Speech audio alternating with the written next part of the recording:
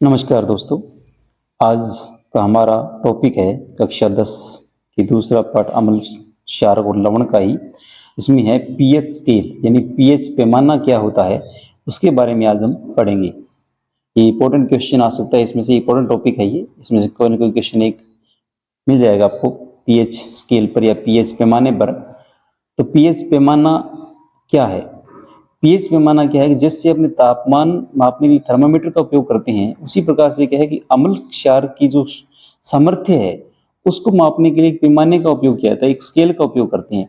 उसे क्या कहते हैं? अपने पीएच स्केल कहते हैं। उसे क्या कहते हैं? अपने पीएच स्केल कहते हैं। यह स्केल किसी भी विलयन में उपस्थित हाइड्रोजन आयनों की सांद्रता को मापता है, यानी किसी विलयन में हाइड्रोजन आयन कितने हैं उसको मापने का काम ये पैमाना करता है। अब इसमें पीएच जो है, पीएच का मतलब क्या है? जो पी शब्द है उसका मतलब होता है पुषांश। एक जर्मन शब्द है ये पुषांश, जिसका मतलब होता है शक्ति। जिसका मतलब होता है शक्ति यानी कि पावर, शक्ति। इन पोटेंशियल कह सकते हैं इसको, पी से पोटेंशियल या पी से पावर या पी से शक्ति का सूचक है पी। और एच जो है वो एच प्लस आयनों की H प्लस आयनों का क्या है? सूचक है। यानी कि P यहाँ पर क्या है? आपका पुषांश शब्द है, जो जर्मन शब्द से निकला है पुषांश। उसका मतलब क्या होता है? शक्ति होता है, पावर होता है। जबकि H प्लस जो है, H प्लस क्या है? H क्या है? वो H प्लस आयनों को शो करता है। मतलब कह सकते हैं कि इसका मतलब ये बना कि H प्लस आयनों की शक्ति किसी विलयन में कितनी है, वो H प्लस आयन उस विलयन में कितने हैं, वो उसके आधार पर क्या है उस विलयन की क्या है? अम्लता या क्षारीयता को मापते हैं। अब बात आती है कि जो पीएच स्केल है उसको सबसे पहले या 1909 में सोरेनसन नामक वैज्ञानिक ने क्या है इसको बनाया था। इस स्केल को बनाने का जो श्रेय जाता है वो सोरेनसन नामक वैज्ञानिक को जाता है। तो हाइड्रोजन आयनों की सांद्रता के घातांक को पीएच कहा जाता है। यानी हाइड्रोजन आयनों की जो घातांक है उसको क्या कहते हैं? उन्हें पीएच कहते हैं। अर्थात हाइड्रोजन आयनों की सांद्रता का ऋणात्मक लोगरिथम या लघुगणक पीएच कहलाता है। इसको लिखने का ये तरीका है पीएच बराबर माइनस लॉग 10 एच प्लस आयनों की सांद्रता। यानी एच प्लस आयन की सांद्रता क्या रहती है, उस पर क्या है पीएच को अपने दर्शाते हैं। अब चूंकि विलयन में क्या है, एच प्लस आयन नहीं होते। मेन बात यह है कि आपको याद रखना कि कोई भी विलयन है उसमें एच प्लस आयन नहीं मिलेंगे, आपको एच प्लस आयन नहीं मिलेंगे, क्योंकि ये एच प्लस आयन क्या करती हैं? जल के अणु के साथ रिएक्शन कराकर क्या बना लेते हैं? H3O बना लेती हैं, O प्लस, H3O प्लस बना लेते हैं, जिससे बोलते हैं अपने हाइड्रोनियम आयन। क्या बोलते हैं इसको? हाइड्रोनियम आयन कहते हैं। जिसमें क्या एच प्लस आयन क्या जल के अणु के साथ मिलकर क्या बना लेते हैं? हाइड्रोनियम आयन बनाते हैं। हमेशा जल के अंदर ये जो एच प्लस आयन होंगे स्वतंत्र रूप में ना मिलेंगे, बल्कि आपको इस हाइड्रोनियम आयन के रूप में मिलेंगे, है ना। यानी जल योजित रूप में क्या रहते हैं? ये हाइड्रोनियम आयन के रूप में रहता है। कौन? H plus ion. H plus ion किस रूप में रहता है? हाइड्रोनियम आयन के रूप में। आपसे पूछ सकता है क्वेश्चन कि जो अम्लीय विलयन है उसमें एच प्लस आयन वो किस रूप में रहते हैं? तो वो हाइड्रोनियम आयन के रूप में रहते हैं, H3O प्लस के रूप में। अब H प्लस आयनों की सांद्रता जितनी अधिक होगी, क्या अब ये चीज समझने वाली है कि जिस विलयन में H प्लस आयनों की सांद्रता जितनी अधिक होगी वो विलयन क्या होगा? उसका पीएच क्या होगा? उतना ही कम होगा। अपने पीएच पैमाना देखेंगे आगे कि जिस विलयन में H प्लस आयनों की सांद्रता कम होगी ना, उसकी पीएच क्या होगी? कम होगी। कितने से? 7 से। जिस विलयन की पीएच 7 से कम होगी वो विलयन क्या रहेगा? अम्लीय रहेगा। ये आपको याद रखना है। अम्लीय विलयन की पहचान है कि अगर किसी विलयन, ये पैमाना है, ये पैमाना कहाँ से है?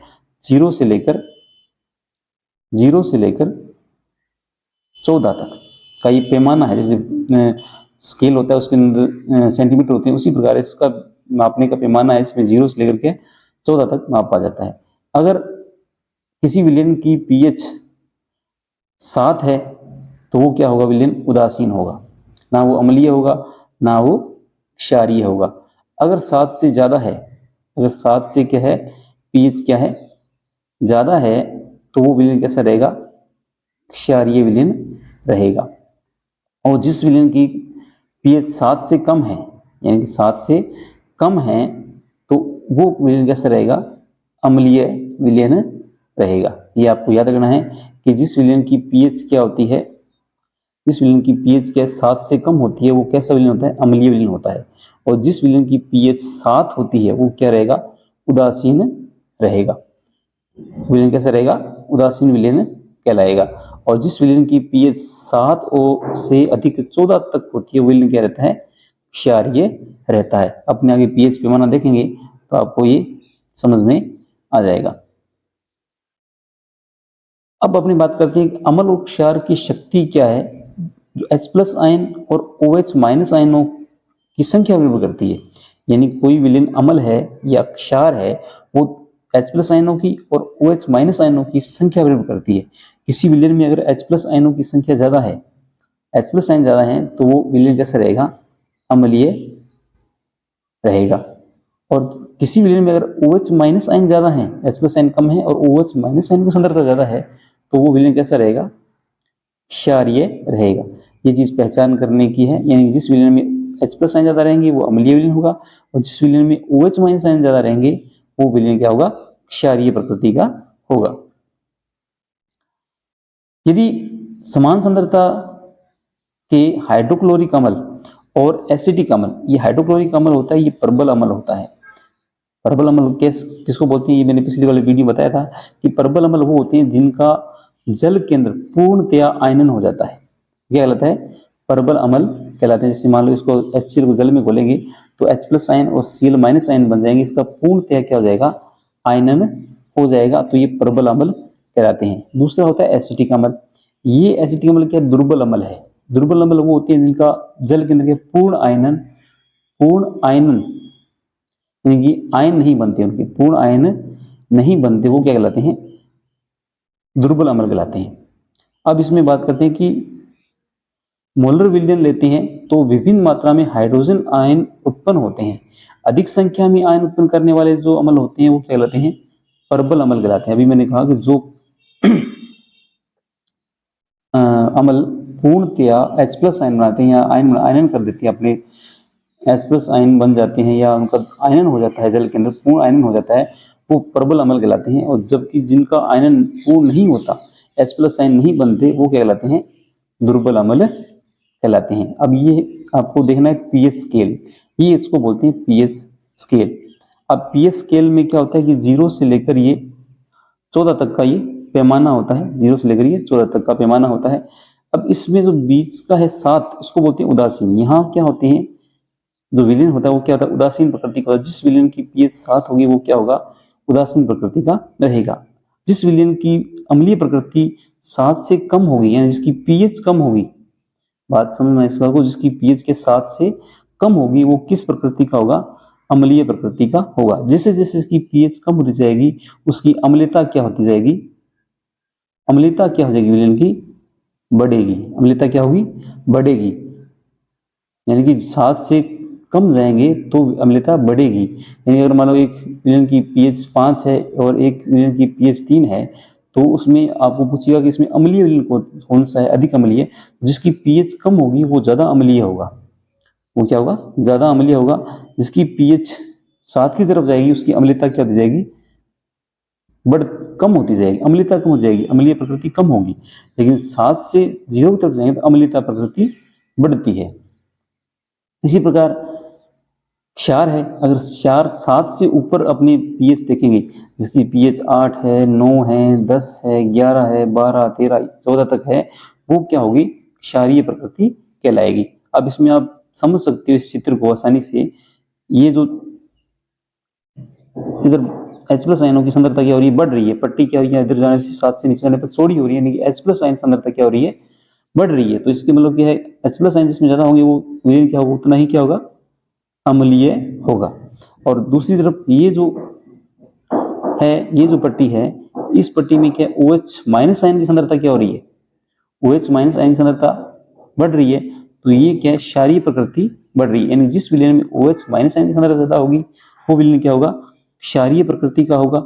और जिस विलयन में H+ आयन की सांद्रता ज्यादा होगी वो विलयन क्या होगा, अम्लीय प्रकृति का होगा। जैसे जैसे अपने 7 से जीरो की तरफ बढ़ेंगे वैसे वैसे H प्लस आयनों की सांद्रता क्या होती जाती है, बढ़ती जाती है, और उसकी अम्लता की प्रकृति क्या है, बढ़ती जाती है। और जैसे जैसे अपने 7 से 14 की तरफ जाते हैं तो H प्लस आयन तो कम हो जाती है, लेकिन OH माइनस आयन क्या होते हैं, बढ़ते जाती हैं, तो उसकी क्षारीय प्रकृति क्या है, बढ़ती जाती है। तो ये आपको पैमाना याद रखना है कि H प्लस आयन में वृद्धि होती है तो अम्लता बढ़ती है, और OH माइनस आयन की सांद्रता बढ़ती है तो क्षारीयता बढ़ती है, यानी H प्लस आयन कम हो जाएंगे। मतलब कहने का यही है कि H प्लस आयन कम होंगे और OH माइनस आयन क्या होंगे, बढ़ेंगे, तो वो क्षारीयता बढ़ेगी।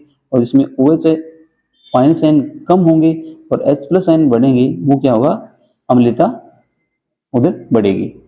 तो ये 0 से लेकर 7 और उदासीन और 14 क्या है, क्षारीयता को 0 से लेकर 14 तक का ये पैमाना है, जिसमें 0 से 7 तक अम्लता को मापती हैं और 7 से 14 तक क्षारीयता को, और 7 को क्या बोलती है, उदासीन कहते हैं। ना वो अम्ल होता है ना ही वो क्षार होता है, इसलिए उसको कहते हैं उदासीन विलयन कहते हैं। अब इसमें एक क्वेश्चन है, आप देख सकते हैं, जैसे 5 विलयन दिए हैं, 5 विलयन दिए गए, 5 ABCDE विलयन सादृश्य सूची की जांच करते हैं तो हम पीएच का मान 4, 1, 11, 7, 9 प्राप्त करते हैं। तो कौन सा विलयन है इसमें, यानी कि 7 वाला क्या होगा आपका, उदासीन होगा। प्रबल क्षार कौन सा होगा, 11 होगा। प्रबल अम्ल कौन सा होगा, जिसकी पीएच सबसे कम हुई वो प्रबल अम्ल होगा। दुर्बल अम्ल कौन सा होगा इसमें, 4 वाला। और दुर्बल क्षार कौन सा होगा, दुर्बल क्षार होगा 9 वाला, है ना। 9 वाला क्या होगा, दुर्बल क्षार होगा। और उदासीन बता ही दिया आपको। और प्रबल अम्ल 1, प्रबल क्षार 11, दुर्बल अम्ल 4 और दुर्बल क्षार 9। तो इस तरीके से क्या है, ये अपने अम्लों की उसकी प्रकृति, अम्लता और क्षारीयता को अपने पीएच स्केल से माप सकते हैं। अब ये कुछ पीएच परास दी गई है कुछ पदार्थों की, जैसे अम्लीय पदार्थ कौन कौन से, जैसे HCl है, जठर रस है, दूध, दही, नींबू रस, जिसमें खट्टापन होता है, ये गुण भी आपको बताया था, जिसमें खट्टापन होता है वो कहते हैं अम्ल कहलाते हैं। और जो कड़वे होते हैं वो कहलाते हैं क्षार। जैसे रक्त की पीएच कहते हैं 7.4 होती है, तो ये 7 से ज्यादा है तो ये क्षारीय प्रकृति, हल्का क्षारीय होगा। साबुन का पानी है, सोडा पानी, शीतल पेय, कोल्ड ड्रिंक्स वगैरह है, वो सब क्या क्षारीय है। मिल्क ऑफ मैग्नीशिया, ये भी क्या क्षार है। MgOH की ट्वाइस इसका सूत्र होता है, मैग्नीशियम हाइड्रोक्साइड बोलते हैं इसको, मिल्क ऑफ मैग्नीशिया बोलते हैं। इसका उपयोग अम्लता को कम करने में, या जब आमाशय में अम्लता या एसिडिटी वगैरह हो जाती है तो मिल्क ऑफ मैग्नीशिया का अपने घोल पीते हैं, जिससे विलयन क्या होता है, पेट का उदासीन हो जाता है। तो इस तरीके से अपने क्या है, ये पीएच परास अपने 0 से 14 तक पढ़ते हैं। पीएच परास आपसे पूछ सकता है कितनी रेंज कितनी होती है, 0 से 14 तक होती है। अब ये जो चित्र है ये आपको पीएच पत्र बोलते हैं इसको। पीएच पत्र क्या होता है, इससे अपने क्या है, अगर किसी विलयन का रंग देख करके उसकी पीएच को अपने देख सकते हैं। अगर मान लो लाल, गहरा लाल हो रहा है तो वो अम्लीय प्रकृति का होगा, और नीला हो रहा है तो वो क्षारीय प्रकृति का होगा, या बीच में साथ में हल्का हरा या हल्का रंग आ रहा है तो वो उदासीन प्रकृति का होता है। अपने इसकी पहचान अपने पीएच पत्र होता है, एक इसकी स्ट्रिप होती है कलर वाली, उसको किसी विलयन का कलर देखकर उसकी पीएच अपनी याद कर सकते हैं, तो ये उसमें उपयोग किया जाता है। फिर कुछ विलयन की पीएच दी गई है, उसमें जल की पीएच 7 होती है, दूध की पीएच 6.4 होती है। दूध से दही बन जाएगा तो इसकी पीएच क्या हो जाएगी, कम हो जाएगी। सिरका है, खट्टा होता है, इसकी पीएच क्या होती है, 3 होती है। मानव रक्त है, मानव रक्त की पीएच 7.4 होती है, हल्का क्षारीय होता है। नींबू खट्टा होता है, 2.4 होती है। NaCl लवण होता है, ये प्रकार इसकी पीएच क्या होती है, 7 होती है। ना ये अम्ल होता है ना ये क्षार होता है। शराब है, उसकी पीएच 2.8 यानी अम्लीय एसिडिक प्रवृत्ति की होती है। मानव मूत्र है, वही अम्लीय प्रकृति का होता है। समुद्री जल है वो क्षारीय प्रकृति का होता है। आंसू है वो क्षारीय प्रकृति का होता है। मानव की लार है वो क्या है, हल्की अम्लीय प्रकृति की होती है, 6.5 हल्की अम्लीय होती है। इन 7 से कम है तो हल्का अम्ल होगा उसमें। तो इस तरीके से उसकी पीएच अपने बता सकते हैं। अब दैनिक जीवन में पीएच का महत्व क्या है, दैनिक जीवन में पीएच का महत्व क्या है कि पौधों और पशुओं के प्रति संवेदनशील होते हैं कुछ पीएच क्या है, पौधों और पशुओं के प्रति क्या है, संवेदनशील होते हैं। उनके अंदर जो पीएच मान है तो पहला है क्या पौधे व पशु पीएच के प्रति संवेदनशील होते हैं? हाँ, बिल्कुल होते हैं।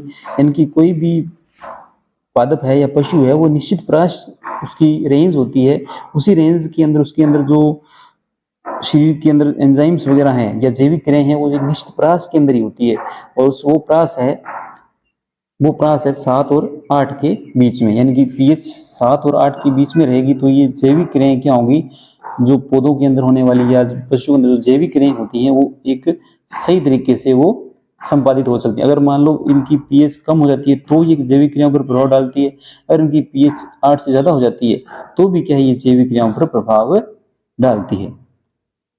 अब आगे देखते हैं कि बगीचे की मिट्टी का पीएच का क्या है। अगर मान लो किसी बगीचे में या खेत में अपने फसल बोनी है तो उस मिट्टी की पीएच आपको क्या है ज्ञात होनी चाहिए। अगर वो अम्लीय प्रकृति की है मिट्टी तो उसको क्षारीय करना पड़ेगा, अगर क्षारीय प्रकृति की है तो उसको क्या करना पड़ेगा, आपको उदासीन करना पड़ेगा, यानी उदासीन करना पड़ेगा। और अम्लीय प्रकृति है तो क्षार मिलाना पड़ेगा, और क्षार है तो उसमें अम्ल मिला के उस मिट्टी को क्या करना पड़ेगा, उदासीन करना पड़ेगा, क्योंकि उसी उदासीन जिसकी पीएच 7 होगी वहीं क्या होंगे सही तरीके से पौधे क्या है या फसलें क्या हैं उसमें उग सकती हैं या अपना विकास कर सकती हैं या वो आगे नई पौध प्राप्त कर सकती हैं।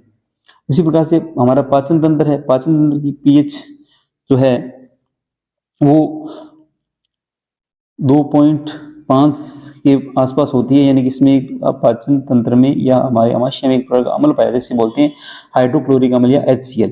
ये क्या करता है, भोजन को पचाने या उसको गलाने में इसकी हेल्प करता है। अगर मान लो पेट में अम्लता बढ़ जाती है तो एसिडिटी या अति अम्लता की स्थिति पैदा हो जाती है। उस स्थिति में क्या करना पड़ता है, उसे शांत करने के लिए हमें एंट एसिड यानी कि प्रति अम्ल लेना पड़ता है ताकि हमारी जो आमाशय की अम्लता है वो क्या हो सके, शांत हो सके या वो हल्की क्षारीय हो सके, उसका अम्लता का गुण है वो थोड़ा कम हो सके। इसीलिए उसको क्या लेना पड़ेगा, हमें प्रति अम्ल लेना पड़ेगा, या इसको बोलते हैं इंग्लिश में एंट एसिड। क्या कहते हैं इसको, एंट एसिड। उसे एंट एसिड कह देते हैं। एंट एसिड यानी कि प्रति अम्ल खाना पड़ेगा। अगर मान लो पीएच का मान बहुत कम हो गया है या उसकी अम्लता बहुत बढ़ गई है, तो उसको शांत करने के लिए एंट एसिड या आपको कुछ क्षार वगैरह या मीठा सोडा वगैरह जिसे वो आपको पीना पड़ेगा ताकि पेट की अम्लता क्या थोड़ी सी कम हो सके, अम्लता कम हो सके, पीएच बढ़ सके। पीएच कम 2 है तो 2 से 3 या 4 के आसपास हो जाए ताकि उसकी पेट की एसिडिटी क्या है वो खत्म हो जाए। इसी प्रकार अगर मान लो पीएच में वृद्धि से दंत क्षय हो सकता है। अगर मुंह की जो पीएच होती है, मुंह में जो पीएच होती है वो 5.5 से कम हो जाए तो दांतों का क्षय होना क्या होता है, शुरू हो जाता है। यानी कि मुंह की जो पीएच है वो लगभग 5 से ज्यादा होती है, 6 या 6.5 लार की होती है, उतना रहेगा तो मुंह के अंदर कोई जीवाणु वगैरह नहीं होगा। इसमें क्या होता है कि जब भोजन अपने करते हैं तो मुंह साफ नहीं करते हैं, उस कंडीशन में जो भोजन होता है दांतों में फंसा हुआ वो सड़ करके अम्ल उत्पन्न करता है और उसकी मुंह की पीएच क्या है 5 से कम कर देता है, तो जिससे क्या दंत क्षय यानी दांतों का नष्ट होना शुरू हो जाता है। इसी प्रकार से पशुओं और पौधों द्वारा उत्पन्न जो रसायन है उससे आत्मरक्षा कर सकते हैं, जैसे कीट वगैरह है, चींटी के डंक है उसमें मेथेनोइक अम्ल होता है, नेटल का डंक है उसके अंदर मेथेनोइक अम्ल होता है, उसको जो उसका प्रभाव होता है वो दर्द उत्पन्न करता है, जिससे क्या है कि शरीर में जलन वगैरह या दर्द जैसी कंडीशन होती है तो उसको शांत करने के लिए अपने क्या है क्षार का उपयोग करते हैं, क्योंकि उसके विष के अंदर अम्ल होता है तो उसको शांत करने के लिए अपने क्या करना पड़ेगा, क्षार का उपयोग करना पड़ेगा। इसमें आप बेकिंग सोडा ले सकते हो, बेकिंग सोडा है, मीठा सोडा बोलते हैं इसको, बेकिंग सोडा, ये भी क्या है क्षार है। उसके साथ ही कोई दुर्बल क्षार उपयोग कर सकते हो, इसमें ज्यादा प्रबल क्षार उपयोग नहीं करेंगे, प्रबल क्षार अपने त्वचा को नुकसान पहुंचा सकता है, तो हल्का क्षार जो है दुर्बल क्षार है उसका उपयोग करना चाहिए, जिससे कि उसकी अम्लता क्या हो जाए, शांत हो जाए। इसी तरीके से एग्जाम्पल आप देख सकते हैं, जैसे नेटल का डंक है, इसका ये पौधा होता है, नेटल एक प्रकार का शाकीय पौधा होता है जो जंगलों में उगता है। इसके पत्तों में जो होते हैं वो डंक नुमा होते हैं, बाल होते हैं, और गलती से अगर छू जाते हैं तो क्या दर्द उत्पन्न करते हैं। उसमें कौन सा प्रभाव होता है, मेथेनोइक अम्ल होता है इसके डंक में या पत्तियों की जो चुभन होती है उसमें, तो इसका इलाज क्या है, इसी का इलाज क्या होता है, इसी के पास में एक पौधा होता है डोक, उसकी पत्तियों में क्या होता है, क्षार होता है। वो उसको रगड़ कर अपने उसको त्वचा पर लगाएंगे तो इस नेटल के डंक के अंदर जो मेथोनोइक अम्ल है उसके प्रभाव को ये शांत कर देगा। तो इस तरीके से क्या है, अम्ल को शांत करने के लिए क्या क्षार का उपयोग करते हैं, क्षार का शांत करने के लिए अम्ल का उपयोग करते हैं ताकि विलीन क्या दे, उदासीन हो जाए। इस तरीके से अपने पीएच स्केल से ये जान सकते हैं कि 0 से लेकर 14 तक जो परास है उसको पीएच पैमाने के रूप में माना जाता है। 7 से कम है तो अम्लीय प्रकृति है, 7 से ज़्यादा है तो वो क्षारीय प्रकृति है, और 7 से कम है तो उदासीन प्रकृति का है। वीडियो अच्छा लगा हो तो लाइक कीजिए, सब्सक्राइब कीजिए चैनल को। धन्यवाद।